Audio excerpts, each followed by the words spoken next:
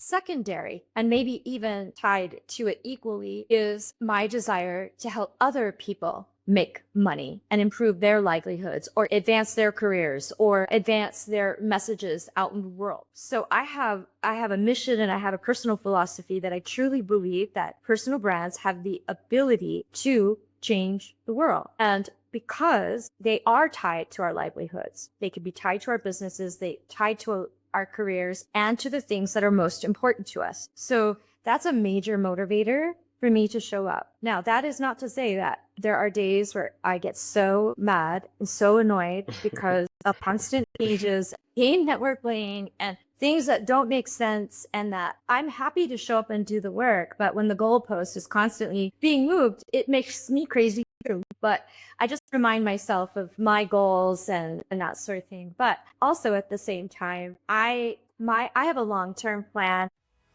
Before we dive into today's episode, please hit that subscribe button.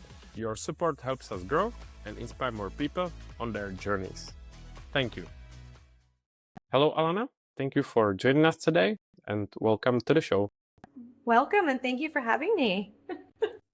So, Alana, for those who don't know you, can you please introduce yourself? Sure. Hi, I'm Alana Sparrow. I am a brand strategist, and I've been in the business of building brands for 35 years. I've been a business owner for 25 years, and the current iteration of my agency for 18 years. That's what I call some experience, because as I was doing some homework before, since we are on LinkedIn, you can see people who specialize in branding, personal branding and stuff like that. What I think, I feel like that I can confidently say that I haven't come across as experienced as you are. So can you tell us, how did you actually discover the passion for personal branding? Because I know that before you studied art, you have a lot of experience, but how did this passion start in the first place? Yeah, so with personal branding came to be on my radar starting in around the year 2021. My agency was doing a lot of work in the employer branding space. Personal brands of executives, leadership, very important in the world of employer brands. So it was on my radar at that point. I've always been the face of my brand, in the sense that I'm the one that, who does the sales. I do the pitches. I'm the one who brings business into our agency. And so from that perspective, I understood that as a concept, how I show up and that sort of thing, but not in the traditional sense of what we think about personal brands at this point, having a strong presence on social media, that sort of thing. That really came for me personally in the year 2023. And there's an interesting story behind that, but that's really when personal brands, it's kind of in that time frame that we were looking into them in our agency as far as complement to the services that we were already providing. You mentioned some interesting story. Would you mind telling us more? No. So Why not? why not? No, it's kind of relevant to my feelings behind them, why I feel that they're so important and so valuable to so many people, is that during 2020, our business, like everybody's business, heavily impacted by the pandemic. Videography was 60% of our revenue. As I mentioned, employer brands, we were making corporate documentaries and a lot of that work. And so when the whole world shut down, we lost multiple six-figure revenue that year. I mean, it was really pretty devastating.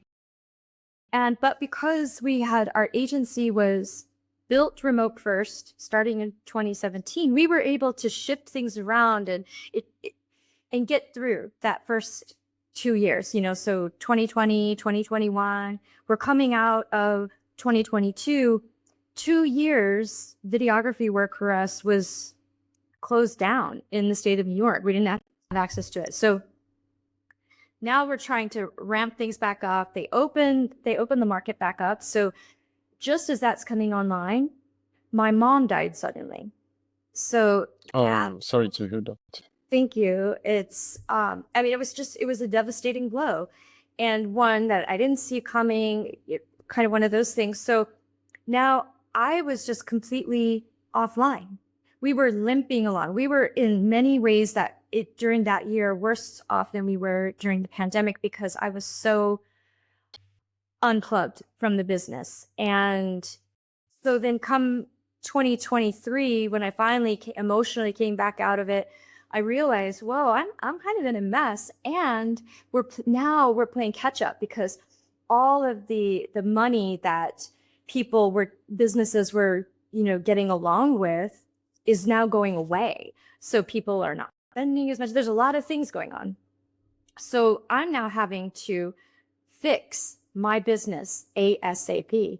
So I came to LinkedIn to reconnect to my network. I only had about 800 connections. Our work has been done around the world, but the way I build those relationships was in a very traditional way, not on social media. And so I decided that I had already done all this research on personal brands, their importance to business health and all of that. And I said, I really think that if I'm going to do this, I think that there's a lot of traction for us here that will allow us to scale our business in a way that I didn't want to be in a position again of having a segment of my revenue pulled away because of the change in the market. So that's what I did. I used myself as a case study, 800 connections in October of 2023. And here I am, not even 2 years yet.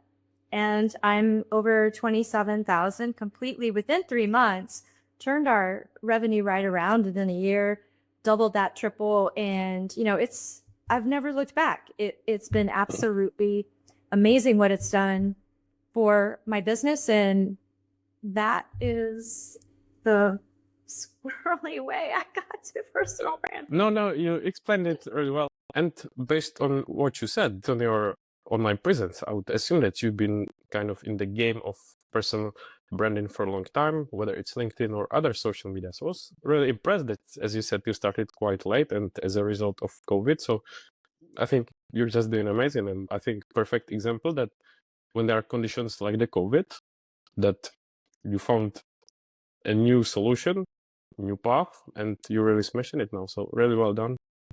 Thank you. And also looking back, like during that period of the COVID, what was the market like? Such as, for example, your competitors, did they also switch to branding? Because as you said, you couldn't do really photography and stuff like that, because even when I remember about the COVID, what was it like? So was it less saturated? Was there already a lot of competition, or what was it like? So during that time, it was really interesting because a lot of agencies that were similar in size to us and even larger, some closed entirely. Some were joined other forces with other agencies. So in our region, it was a big upside down flip and turn. And some decided to lean into remote video capture. We opted not to make that investment. We didn't want to do that. And because it's just all different tech equipment and that sort of thing. And that's just not the kind of work that we were doing. We really wanted to be able to continue with the type of work that we were doing and the quality of the videography. We're craftsmen. And it wasn't just about paying the bills. We found other ways that didn't require additional overhead of equipment and tech and learning curves and all of that to do it. So that's what we saw. But as far as other competition in my immediate marketplace, leveraging personal branding as a business offering, I've not seen that. And honestly, it doesn't even matter to me if they are, because the world is my market. So, I don't care. And honestly, I can't service everyone anyway. I've never looked at competition that way. So. And even if there was competition, if you do it better than them, you can attract anyone as your clients, right? Yeah, I mean, you need competition in the market. It's what makes it healthy. It's what makes it better, and allows us to call in the people that we really want to serve. It's how we're able to differentiate. If there's no Yeah. And what And pushes you forward as well to improve. yeah, I think so. I think so. So And you said before that you joined LinkedIn or you started more seriously. Is it also like the moment when you basically discovered the potential in LinkedIn? Because if I remember correctly, you said like 800 followers or something like that. So was that also the moment when you started taking the platform more seriously? yes, I never thought so LinkedIn served for us as a way to showcase our work. We would brag about our clients. We would, it was very cliche. We used it the same cliche way that so many people do. I mean, very good at it, actually. I was brilliant Yeah. at that. And while social media campaigns and organic crowdsourcing was a service that we provided, we put a lot of people on the map with that. I won $50,000 from Pepsi through an organic social campaign. So I understood social media and its potential to get eyeballs on things, put butts in seats for events and that sort of thing. But I had not really looked at it in a way to leverage and grow my business in that way. So that was new to me. So it was really being there, doing the research around personal branding and other people who were doing it when my eyes really kind of opened up to where have you been, girl? You've been asleep for a decade. Because I'd been I on the think. planet since 2009. Yeah. Oh wow, yeah. I think we've got all such thoughts when we join the platform. Like, oh my God, where have I been all the time? Why haven't I joined earlier? Yeah. Because when I came to LinkedIn, I had 97,000 followers on Instagram. Oh, yeah, that's Yeah. impressive.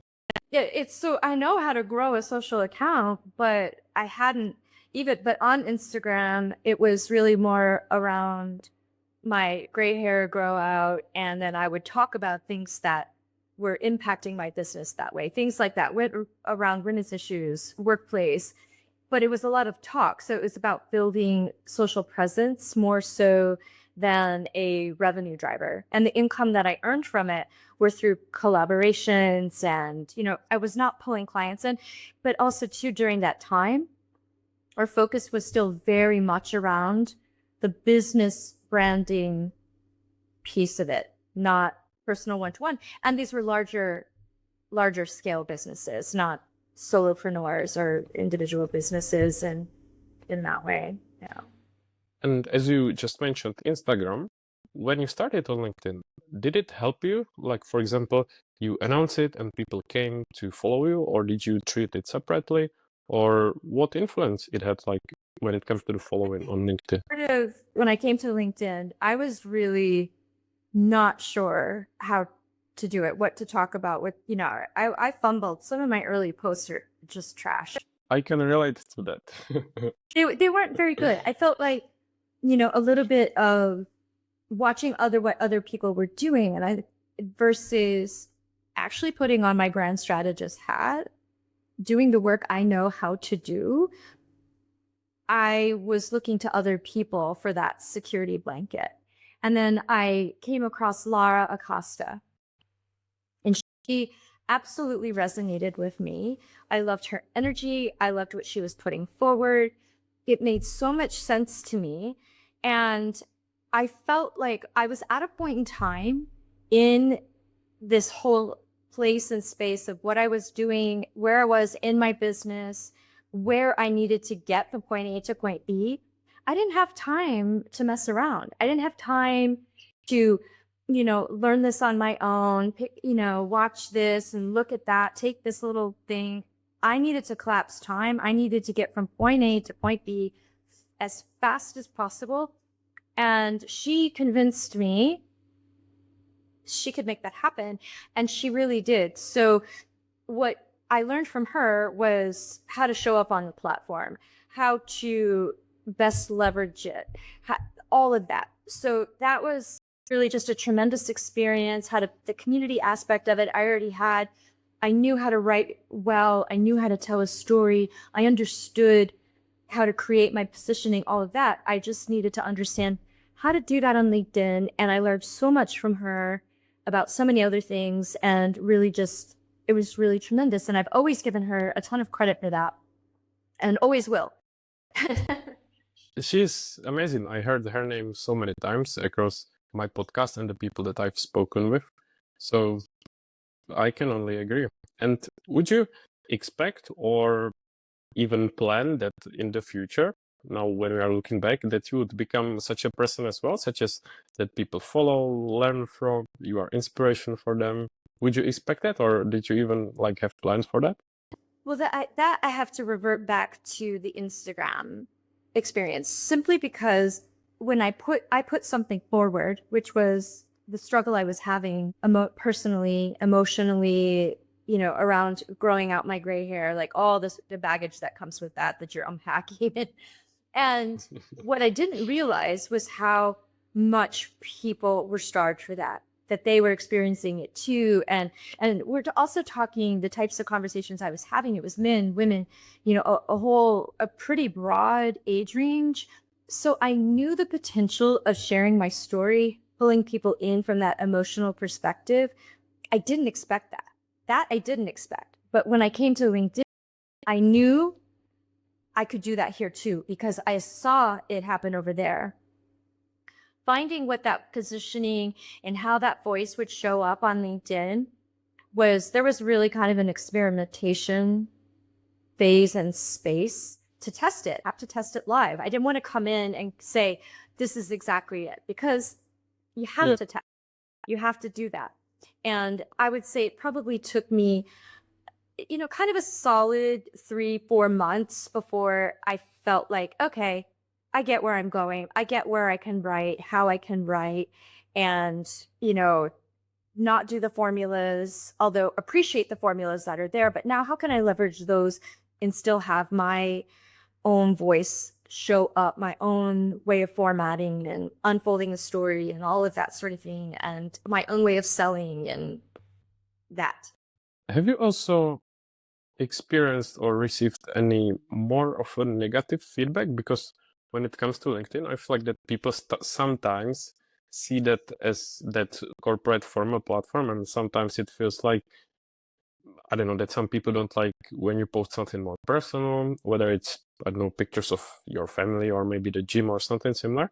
So have you also experienced it, that maybe they told you that it's not appropriate for LinkedIn or it's not a platform for that? I've had it not directly coming after me. I've had people like passive aggressively do it, like write their own post and then make sideways kind of editorial commentary about what I'm doing, as though I'm not know who they're talking about or what they're referring to. A couple of times people have said this is that stop making LinkedIn like Facebook.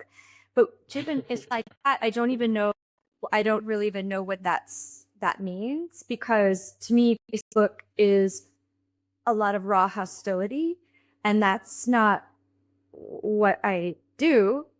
So I don't even know what that means. They didn't give me enough of like an intellectual comment. I don't even know how to apply that. But what I find on LinkedIn is that it's pretty challenging to even get negative feedback. And you have to really, I think, cross a lot of lines to get and pull negative feedback in. You really do have to show up as the aggressor in the conversation. And here's why I see that pattern. I see it for one primary reason, is it is tied directly to people's livelihoods. This platform, like no other platform, is tied to people's livelihoods. So whether it's their career, it's your job resume, or if you're growing a business. And one could say that Instagram and YouTube and those channels have that too, but not in the same way that it's tied to that long work history, the way that LinkedIn is. And so it's completely different. And LinkedIn does not allow for anonymous profiles, and all the other platforms allow for different types of anonymity. That is a good point, yeah. Because it's not like, I don't know, on other platforms, I can see it like on YouTube, someone comments some silly comment. They don't even have a profile picture and the name. But on LinkedIn, I remember there was like a period when there were bots spamming, but thank God it disappeared.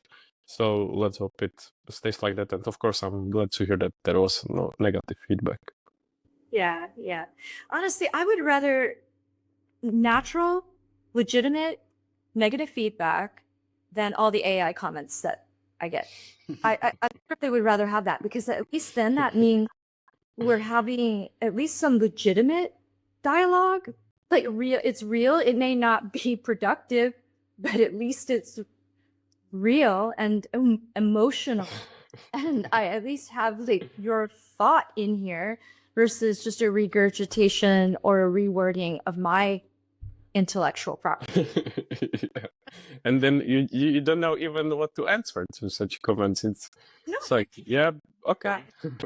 And every now and then it depends on, like, if I haven't had coffee before I start commenting, I can get salty back to people, or I've kind of regretted, because I'm thinking you're allowing us to not bring out a good quality, but some days I just don't have the patience for it. I've gotten actually, because Favicon has their rating system, and I'd always really kind of respected that platform. I've spent my career where awards and recognition and rankings in that way, they don't matter to me, but they matter to clients. Clients like that. They want to see that. They want to be associated to winners. And it's natural. It's what happens psychologically. And so Fabicon's algorithm is constantly changing. And one of the things that, when it's scraped my content, it said, the engagement's really good, but it made a comment about the AI. It made a note about the AI comments that there's definitely GPT, they might not be bots. Oh, I didn't know. Yeah. Yeah, they're not genuine. It will impact your ranking with them if you have too many of those. So I just delete them.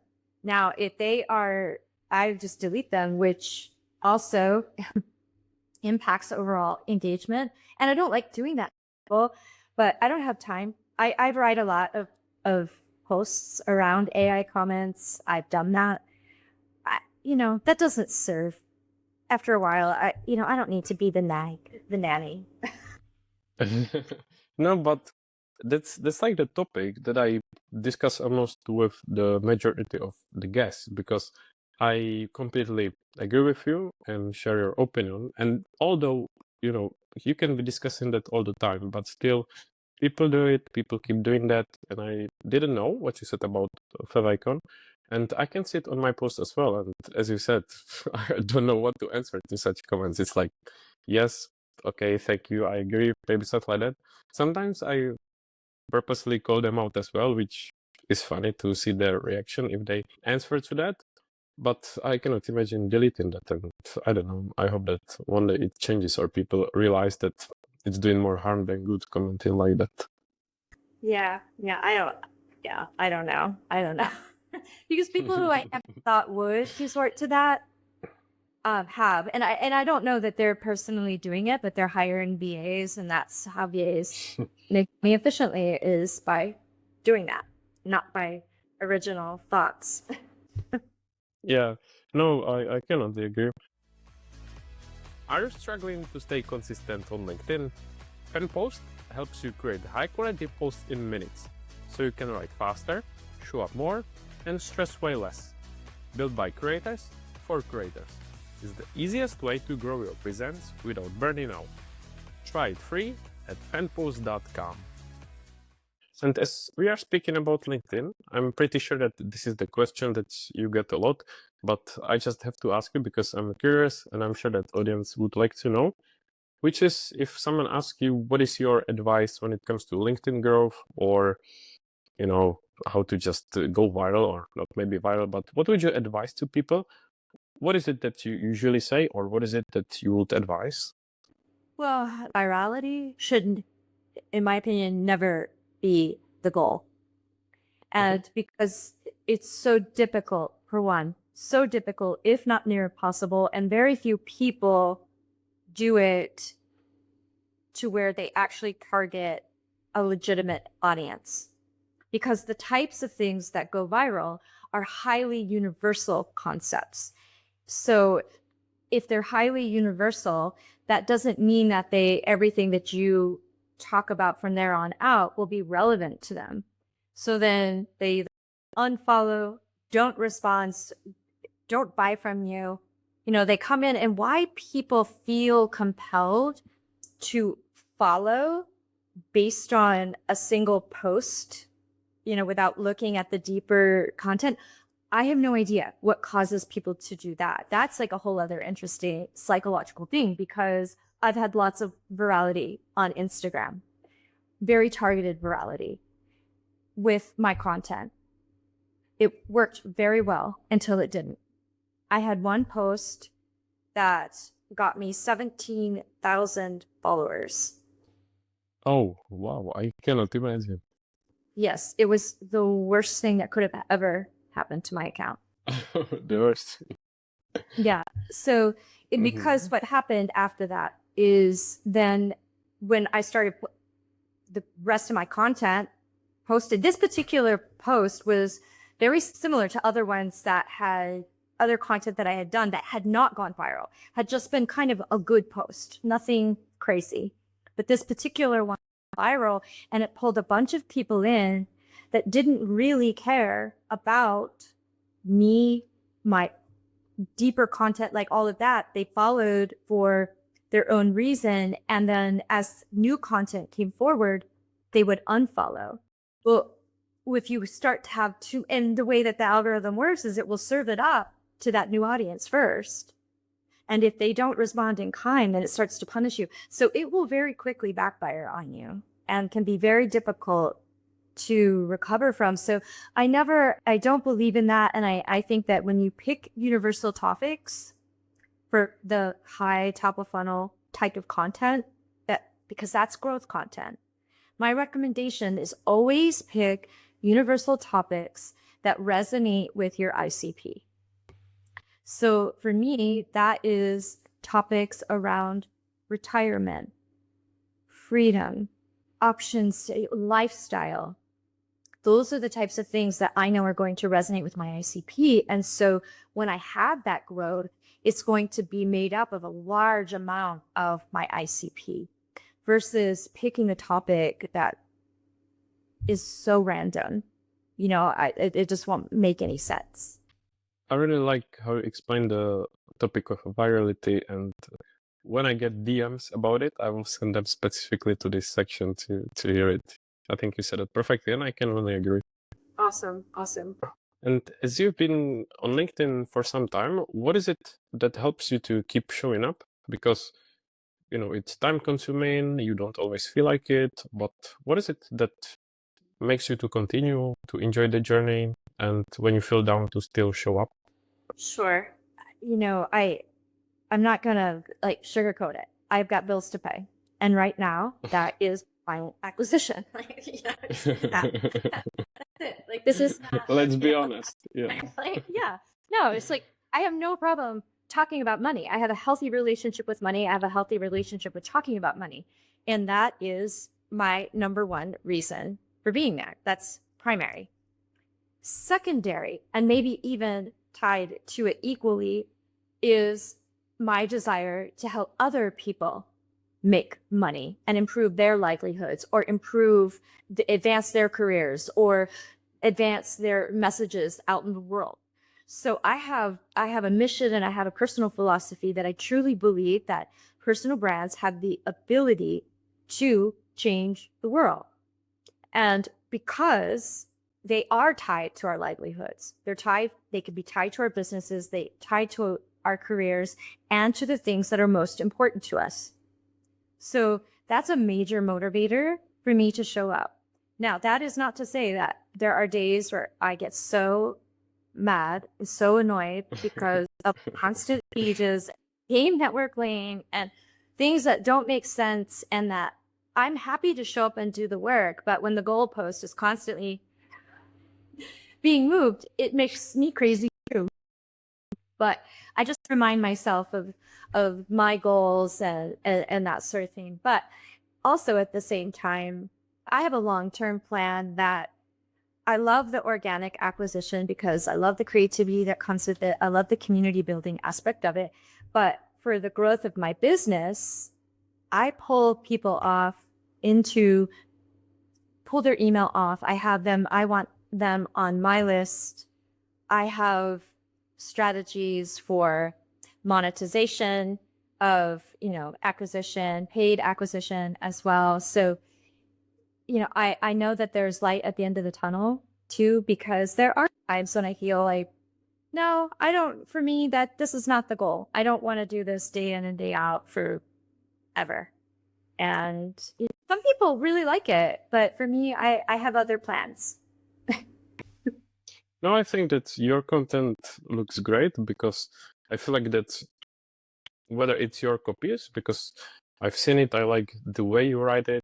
Obviously, in these days, like when you see a lot of recycled content, when you see especially a lot of content like when it comes to personal branding, because I feel like that LinkedIn is full of people who focus on this, I can honestly say that yours stands out. And I also like the type of the images that you post, whether it's like image of yourself or some designs that you put there. So I hope that you continue. It's just the quality content that stands out. It will be shame if it wasn't there. Thank you. No, if I put out content, it will forever always be mine. I do all my writing, I do all my design. I write the scripts for my videos. My husband, he films them and edits them. But I will always have a hand on the creation of my content. I couldn't imagine passing that off. It's actually one of the things I enjoy the most about it is as an actual creator or with an artistic and a design background. It's what I do. So for me, that part of it oftentimes doesn't feel like work. Yeah, no, but that's something that I can completely relate to because when I do posts for myself, I feel like that's the moment when I'm creative, I enjoy it, I can do whatever I want, and I feel like that I wouldn't want to outsource it either because in the end it's what I enjoy the most. It's something that I create and that represents me. So that's another great point that I agree with. Awesome. And since you are experienced personal branding person and everything we discussed, what are maybe some common mistakes that you see that people do on LinkedIn when it comes to branding? I'm sure there are many, and I feel like that although people talk about it all the time, but from the professional like you, what is it that maybe you don't understand why people don't fix first, or you would recommend them to focus on first? Yeah, the thing that I feel shows up a lot that I see in content that doesn't resonate or struggles that I see people having is that it's not always really very clear why they're doing what they're doing. So what drives them, what motivates them, having that piece come first. And then the second piece is the positioning. That's kind of one of the most common problems that people don't understand is their positioning and what that needs and how that translates in their messaging. And the reason why I can see that it's off is that the messaging just doesn't resonate, or the visual identity doesn't resonate with the message. So I think what happens with personal brands is that, branding is there's complexities to the nuance of it and how everything fits together. And there are reasons why there are branding agencies. There's reasons why it's an area of specialty. There's a reason for that, is that it's a whole industry and sector. And you've got individuals who have no background in this coming in and trying to do something that really does require a lot of expertise and know-how and understanding of human psychology, why we make these choices. And before you make a decision about, what your banner looks like and what you say on your banner, what's your positioning? Well, the other one that I see, and I don't know if it has so much to do with branding itself, but it does. It has to do with the strategies, right? The strategy piece of it is people say, well, I'm just going to experiment right now. I'm just going to go out and put whatever I want out there and kind of figure it out. And as much as I can respect and understand that, I did that a bit myself with my content. I wasn't experimenting with my audience, with my strategy, with my messaging, with my offer. That is not what I was experimenting with. I wasn't experimenting with any of that. That was all very well established before I went in.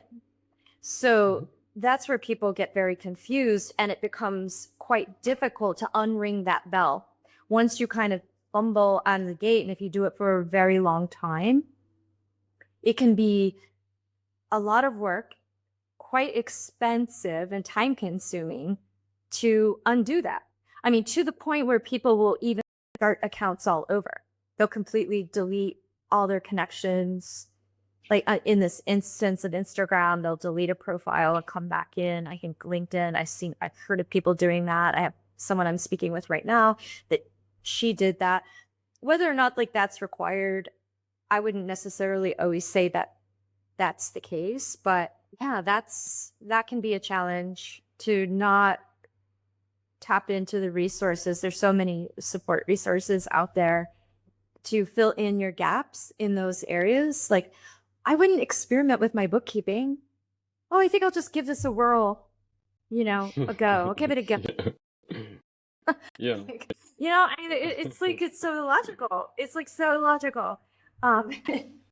Yeah, worth setting up the strong foundations from the start, or if you don't know, don't be afraid to reach out to someone, right? Because speaking to someone or working with the professionals, it might help you to save a lot of time, money, a headache in the long run. Yeah, well, especially if you're using social media, like social selling or having a social presence on a platform like LinkedIn, I could see experimentation on a platform like Instagram, TikTok, like you want to play around, what have you, you don't have a goal in mind, you just want to put something out there and play, by all means, go do that. But if you are trying to align it to your business, that is not how you should do it. It definitely should be done much more strategically. And if you want to get comfortable being online, showing up, that sort of thing, I get that you have to kind of cut your teeth on it, but there still should be strategy back behind it. That's my personal take on it. A lot of people say, no, just show up, do it. For a big majority, it doesn't work out that great. That's the unfortunate part. Yeah, and I think that later on you realize anyway that if you sort it out straight from the start, it would really help you. Like, you don't waste a long time trying to figure out. I mean, of course, when you fall, then learn from the mistakes is the best way how to learn, but still, you might also waste a lot of time, and who knows, it might be quite demotivating as well. Yeah. Well, and if you look at someone like Laura, her story is really interesting because she scrapped her whole social medias. She burned those down and started over. She started over not by hiring somebody to help her do it, but here's what she was doing behind the scenes. It's just, she did bring people in eventually, but she was 100% studying everything behind the scenes. She was doing all that work, reading everything, understanding psychology, doing a lot of the work that you could learn if you hired a brand strategist. You could collapse time in that way. That's what she was doing. And a lot of people come in thinking that people are doing this in a vacuum and getting from point A to point B, this fast trajectory in a vacuum. Those are outlier cases. That's not there's a billion people on the platform, and there's a reason why there's only this teeny tiny bit that are, there's a reason. They're outliers. It's not the norm. Yeah, see, I didn't know that about Laura. So it's interesting, especially with someone so influential, such a big name and inspiration for so many people. So yeah, it's interesting. And as you say, there are so many people who you see kind of on top or big names, but at the same time, there are so many like lower ones, not well-known ones, or the ones that failed. So it's a great point you raised. Audience size does not equal healthy business. You can have a very small audience, 5,000 less, and still make incredible money if it's curated correctly. And if you have an acquisition strategy, a nurturing strategy, you're selling, all of that is tight and dialed in, that can be the case. You don't have to have a large amount of followers. I have done work with people and had calls with people on the platform that have had over 100,000 followers. But the audience was old and not responding, not buying. That's a whole other problem. So you can have all those followers. Doesn't mean they're going to buy at all. I think it's similar. You can have big engagement on your post, and in the background, you may not know if the person is running several engagement bots, and you look at the comments, and it's what we discussed before, summaries from AI comments. So it's a good point that you never know. So many engagement pods going on, and honestly, I've noticed there's about 3 large creators that I had known to have grown their accounts very substantially organically, absolutely legitimately. The content read as much, the shares were appropriate, the number of comments organic, all of that. And in the last few months, it's so obvious that they've joined a pod, which I don't even understand the why at this point. If they're 200,000 plus followers, what is the point? And you can tell because the type of content, the specific look and feel of their carousels being with, I agree. 4,000 comments and shared 275 times. Come on. We know the format, we know the formula. And so you look at who's sharing it, it's the same people over and over. And you go to their accounts and all they do is repost other people's content. It's I don't know what to find any better. Yeah, that's it. I think it's funny what you say, because as you say, there's a pattern that you can see what the post looks like, type of comments, lots of reposts, and it's similar across all the others, which made me laugh a bit, but it's true. And I think it's unfortunate, not just because I feel you're cheating your growth, because I'm not in a competition for followers. I don't care about those things. I like it because I like the growth, because it's part of what I help people do, as well as I do think it's important to constantly have new people coming into your audience.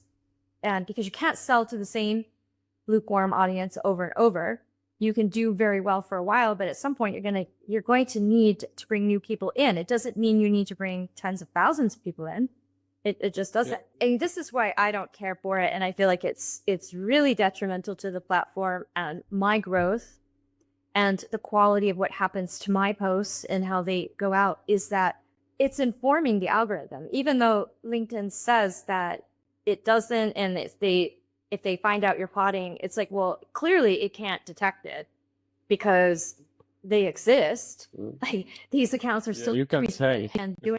Yeah, so they're not shutting them down. So clearly it's informing the algorithm, and that's working. And so for that reason, I don't care for it, because it's not just they're gaming it for their own benefit. They're gating it at the potential detriment of others. And I think that's not fair. Yeah. That's not cool. Yeah, I agree. But we could be discussing that for much longer, but just to respect your time, as we'll be finishing soon, I want to ask you a few kind of lighter questions at the end, which is, what do you enjoy doing in your free time, or what are some of your hobbies? Oh, sure. My free time is spent chasing sunshine and water. That's what I really love. I love fishing. I love being on my boat. I love being I have jungalows in Florida on an island. I love being there and being near the water. And I spend my summers up in the mountains, and that, to me, that's fun. That's what I love. And I love cocktails with my friends. I love playing with my dog. What's your dog's name? My dog's name is Junebug, but we call her Junie. That's cute. I like it. Yeah. She's amazing. She's amazing. And hobbies, it's really interesting because I don't know that I may have hobbies, but I don't know that I do because I tend to be very obsessed with a lot of the work that I do. So I think if I have hobbies, I feel like they're very interwoven into my work. So I don't really think of them as hobbies. I don't know if that makes any sense. Probably not that healthy. There are probably people out there who would say, girl, hobbies. No, but at the same time, understandably, you don't have time for everything because you run a business, you enjoy free time, as you just said, you grow your personal brand, and there's only so much that you can do in your life or in your day. Yeah, there is. I mean, I used to think that I do believe that there are more hours in the day than a lot of people leverage. I think that is true because people have asked me, how do you get so much done? How do you do all of this? And it's because I make the most. So, Alana, we discussed it already, but can you summarize where people can find you, follow you, and promote any of your services? Absolutely. They can find me on LinkedIn. I think I'm one of the only Alana Sparrows on there. And then Instagram, my handle is Alana Sparrow. And then, of course, my website, alanasparrow.com or theboundarysite.com, which is my business website. And yeah, those are the places. And I will add everything to the show notes. And then before we finish, is there anything that I should have asked you and did not, or any final piece of advice or wisdom or anything that you would like to share? No, your interview was very thorough, and I appreciate that. I would just say the final note would be if whether you're currently have a personal brand or you're thinking about it, that this is how I kind of boil it down, is that just get very clear on where it is you want to go. So that's your goal. What it is you want to do. That's the offer that you bring to your client or you bring to a place that you work, or that if you're giving voice to a cause that you're putting out there. And then who you want to do it for. So that's your audience. And you can do that to grow your business, build a career, and give voice to a cause. And you put strategy behind that, and you've got a personal brand. It's that simple. But get that foundation right. Do that. That's my advice. I like it. And I would only add, follow Alana for more if you want to know or get any inspiration. So I want to say a big thank you, Alana. I really enjoyed it. I, of course, feel like that we could be talking for much longer. So would be happy to catch up anytime in the future again. As I said, I encourage people to follow you and support you because I think your content is amazing. So thank you so much for your time, and I will keep following and supporting. So thank you very much. Thank you so much for having me. I really appreciate it. And I'll be happy to come back, Thomas. Thanks for listening to Produced by with Tomen. Check the show notes for all the links, and don't forget to subscribe, like, and share your feedback. Speak soon.